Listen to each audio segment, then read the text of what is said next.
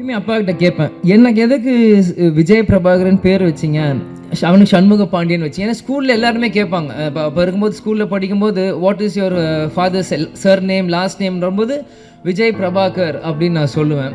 விஜயகாந்த் எதுக்கு உங்களுக்கு காந்த்னு வைக்கல பிரபாகர்னு வச்சிங்க அப்படின்னு எல்லாரும் கேட்பாங்க. அப்போ நான் சின்ன பையனும் அப்பாட்ட போய் கேட்டேன், எதுக்குப்பா எனக்கு விஜய் பிரபாகரன் பேர் வச்சிங்க அப்படின்னு சொல்லும்போது, இந்த படத்தோட 100வது படம் எடுக்கிறப்போ நீ பிறந்த பிறகு இலங்கை விடுதலை புலி பிரபாகர் அவர் நினைவாக உனக்கு நான் இந்த பேரை வச்சேன் அப்படின்னு.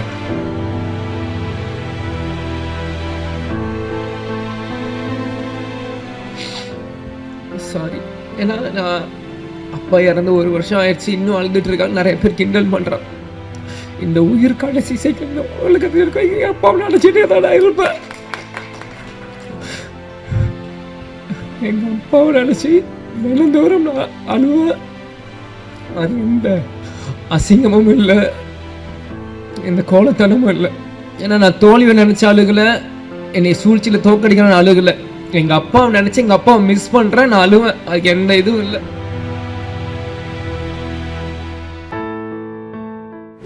இளைஞர்கள் இன்னைக்கு ஜாம்பவானுங்களாம் இருக்காங்க. இந்த பொறுப்பு இன்னைக்கு இருக்க இளைஞர்களுக்கு நம்ம இந்த படத்தை நம்ம தூக்கி கொண்டாடணும். இது நம்மளோட பொறுப்பு. ஏன்னா இப்படி இருக்கும்போது தான் இந்த மாதிரி பல படைப்புகள் இன்றைக்கி இருக்க யங்ஸ்டர்ஸ் பார்க்க முடியாத படங்கள் இன்றைக்கி திரும்பி வரும். இன்றைக்கி பார்த்தீங்கன்னா ஏன் இதை சொல்கிறேன்னா, நம்ம டெக்னீஷியன்ஸ், நம்ம மேக்கப் மேன் ராஜவனா இருக்கட்டும், இன்றைக்கி நம்மளோட இல்லை நம்மளோட ராஜேந்திரன் காஸ்டியூமர் அவராக இருக்கட்டும், எல்லாருமே கேப்டனை ஒவ்வொரு விதமாக ரசித்து தான் இன்றைக்கி கேப்டனாக இன்றைக்கி ஒரு 150 படம் பண்ணியிருக்காங்கன்னா, இங்கே இருக்க ஒவ்வொருத்துக்குமான எல்லா கடமையிலும் பொறுப்பும் இருக்குது. இன்றைக்கி நீங்கள் பார்த்தீங்கன்னா இன்றைக்கி ரம்யா கிருஷ்ணன் மேடமாக இருக்கட்டும், இன்றைக்கி அந்த ஆட்டமாக தேரோட்டம் இன்றைக்கும் அவங்க நடந்து வரும்போது நாங்கள் பார்த்தேன். எனக்கு அவங்க நடந்து வரும்போதே எனக்கு அந்த பாட்டு மைண்டில் எனக்கு அடிக்க ஆரம்பிச்சிருச்சு. அந்த இளையராஜா சார் மியூசிக் டேன் அப்படின்னு அவங்க நடந்து வர மாதிரியே தான் எனக்கு அது இருந்தது. இன்றைக்கி சரத் சார் இன்றைக்கி சுப்ரீம் ஸ்டாராக இருக்கும்போது, இந்த படத்தில் இருக்கும்போது நான் அப்படியே அன்றைக்கி கனெக்ட் பண்ணுறேன். அன்றைக்கி எவ்வளோ இளமையாக ஒரு மிஸ்டர் மெட்ராஸ் அப்படின்னு டைட்டில் எடுத்து அந்த படத்தை ஆரம்பிச்சிருக்கும் போது சரத் சார் இந்த படத்துக்கு எவ்வளோலாம் கஷ்டப்பட்டுருப்பார். செல்வமணி சார் சொன்ன கழுத்தில் உடஞ்சிருந்து இது ப்ராப்ளம் இருந்தது.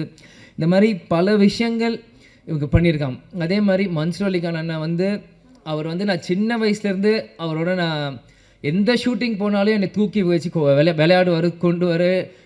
கேப்டன் ஷூட்டிங் முடிச்சோடனே சண்டை போடுவார். அவருக்கு தெரிஞ்ச விளையாட்டு எல்லாமே ஃபைட்டு தான்.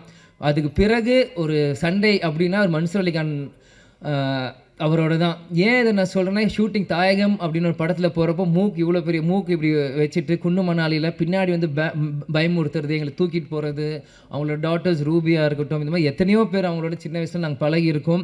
அவன் கேப்டன் பிரபாகர் அப்படின்னு பண்ணும்போது என்றைக்கு கேப்டன் அவரை உருவாக்குனாரோ, கேப்டன் மறைந்த அந்த டிசம்பர் 28 கேப்டன் காலடியிலே கடைசி வரைக்கும் இருந்து கேப்டன் இருந்து சேர்ந்த ஒரு நல்ல உள்ளம்தான் மன்சூர் அலிகான் அவர்கள்.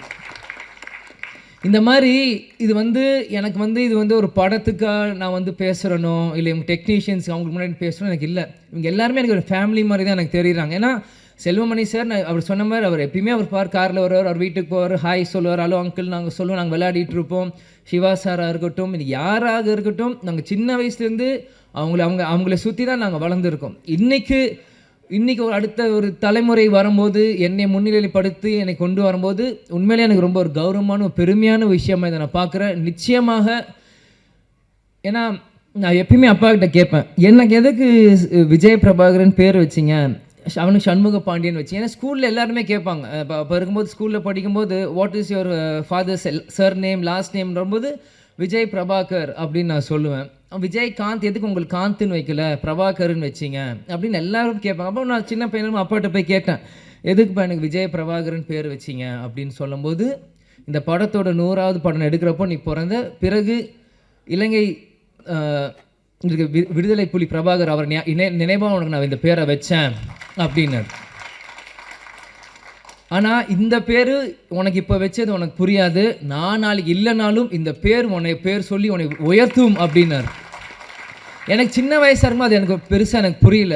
ஆனால் இன்றைக்கு இந்த படத்துக்கு இந்த ஆடியோ லான்ச் முன்னாடி உங்கள்கிட்ட பேசும்போது தான் இந்த செகண்ட் தான் எனக்கு 100% அது நான் உணர்றேன்.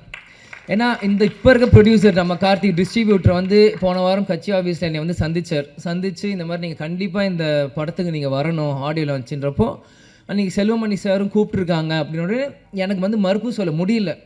ஏன்னா என்றைக்குமே நான் நோ சொல்ல மாட்டேன். அன்பால் கூப்பிட்டாங்க எங்கே இருந்தாலும் நான் ஓடி வந்துடுவேன். அன்றைக்கி வந்து கண்டிப்பாக வரணும் அப்படின்னு சொல்லியிருந்தாலும் செல்வமணி சாரே சொல்கிறாரு, படத்தோட டைரக்டர் இவர் சொல்லும்போது நம்ம எப்படி பண்ணுறப்போ, ஆனால் உள்ளம் தேடி இல்லம் நாடி அப்படின்னு சுற்றுப்பயணமும் அன்றைக்கி நம்ம தொடங்க ஆரம்பிச்சிட்டோம்.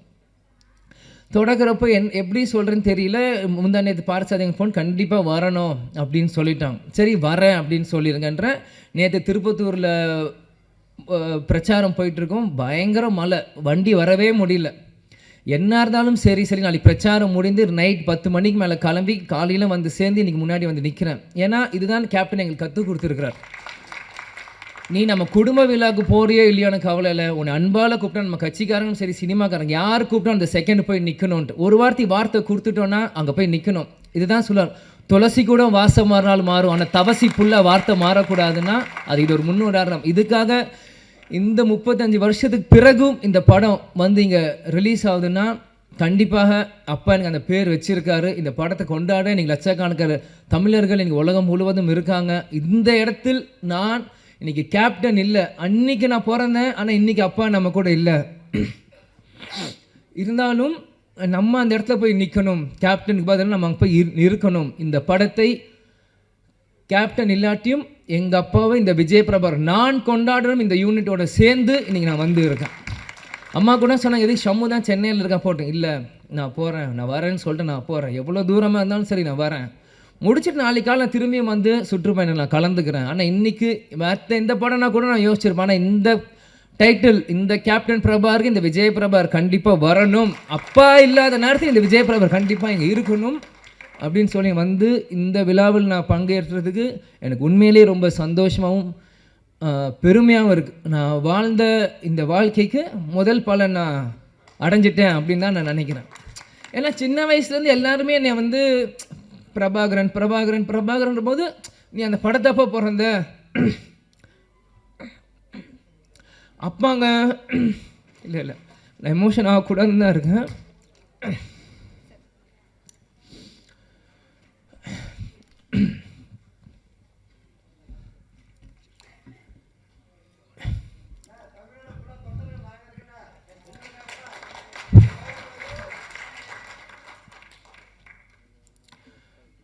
கேப்டன் எங்கேயும் போல நம்மளோட தான் இருக்கார். இவ்வளோ நேரம் நம்ம எல்லாரும் பேசினாங்களே, இதுதான் கேப்டன். கேப்டன் எல்லார் உள்ளத்துலேயும் இருக்கார்.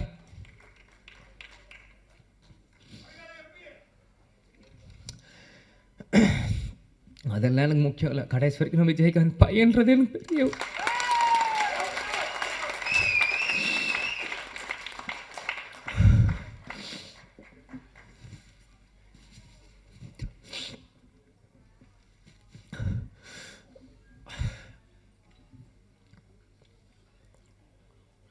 ஏன்னா சிங்கம் புலி என்ன சொன்ன மாதிரி தான் தமிழ்நாடு ஒரு நல்ல தலைவரை இழந்தது.